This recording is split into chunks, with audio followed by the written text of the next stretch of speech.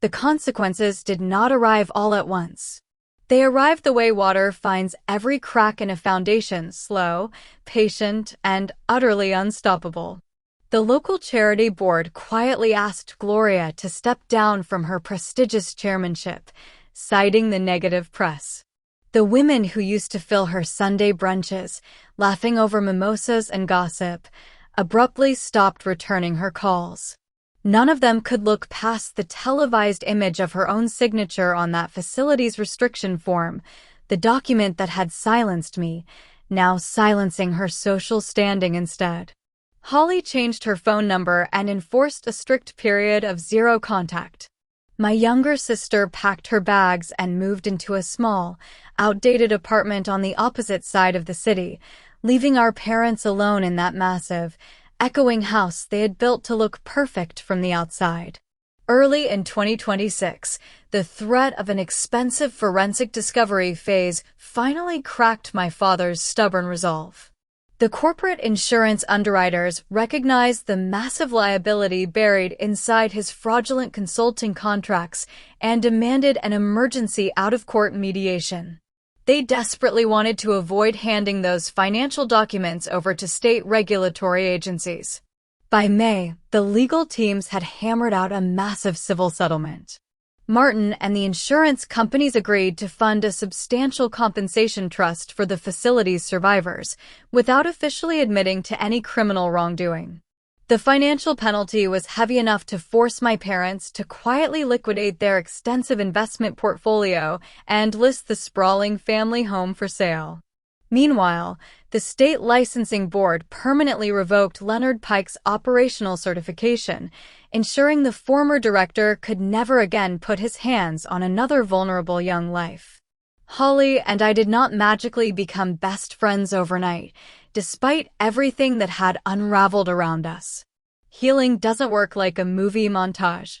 Instead, we started seeing a family specialist every other Tuesday, sitting in a neutral therapy office that smelled faintly of lavender and old paper, learning slowly, carefully, how to occupy the same room without falling back into the roles we had been assigned as children. My younger sister worked long, exhausting hours at a mid-level marketing firm just to cover her own rent, learning to navigate the world without the safety net of our parents' bank accounts, without the shield of her former fiancé's influence. I paid for my half of our therapy sessions, but I never once wrote her a check to ease her transition. We needed to build something based on mutual respect, not obligation, because throwing money at the problem would only repeat the same cycle of control that had broken us both in the first place. A thick cream envelope arrived at my law office in late May. I recognized the sweeping cursive immediately, and a faint trace of my mother's expensive floral perfume still clung to the paper, as though she believed scent alone could soften what her signature had done.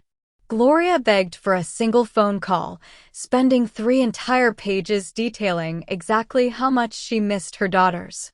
But she dedicated the remaining paragraphs to complaining bitterly about losing the house, blaming my stubbornness for tearing the family apart. The woman still could not manage to ask a single genuine question about how I was actually doing. I did not waste my breath or my energy on a reply. I simply handed the letter to Elena, who promptly mailed back a formal notice demanding all future correspondence route exclusively through her legal firm. Some doors, once closed, are meant to stay closed, not out of cruelty, but out of self-preservation. June arrived with a warm, steady coastal breeze. I stood inside the climate-controlled archive room of the new Survivor Support Foundation, holding a small velvet box that contained my original hospital bracelet. The faded plastic band had defined my existence for 22 years, acting as a constant, heavy reminder of the false narrative my parents had forced upon me.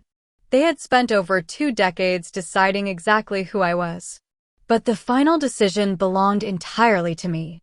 I placed the box onto a cold metal shelving unit, resting it right beside the digitized copies of the unedited videotape, the evidence that had once been used as a weapon against me, now transformed into a tool that might protect someone else. I did not keep the illusion of a perfect family. Instead, I kept my own name, my marriage, my career, and the absolute right to choose exactly who crossed the threshold into my life. I closed the heavy archive door, the electronic lock clicking solidly into place behind me, a small, satisfying sound, like a chapter finally ending on my terms. A junior foundation coordinator met me in the hallway, carrying a fresh stack of manila intake folders. The young woman stopped, gesturing quietly toward the front reception area. She told me a 16-year-old girl had just walked into the lobby, trembling, looking for legal help because her parents had just threatened to send her to a residential behavioral center. I turned my head, looking down the long corridor toward the frosted glass doors of the waiting room. My personal revenge crusade was officially over. But the actual work, the real work, was just beginning. I adjusted the strap of my leather briefcase, took a deep breath, and walked out to meet her. When the people who are supposed to protect you turn your own life into a business, you learn that silence is never a safe compromise. True strength is not about orchestrating a grand retaliation to prove your worth to those who refuse to see it. It is about setting firm boundaries, refusing to let someone else control your narrative, and protecting your peace above all else. Justice is rarely about making your enemies suffer. It is about calling the truth by its right name and stopping the cycle before it destroys someone else the way it almost destroyed you. So ask yourself this: when the people you love demand your silence as the price of belonging, how far would you go to protect your own voice?